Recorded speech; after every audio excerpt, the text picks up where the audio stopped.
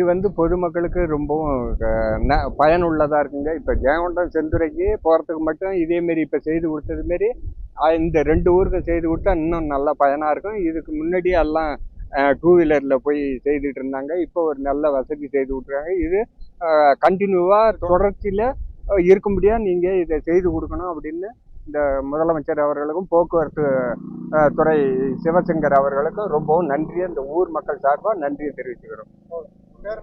பேர் முத்தையன்.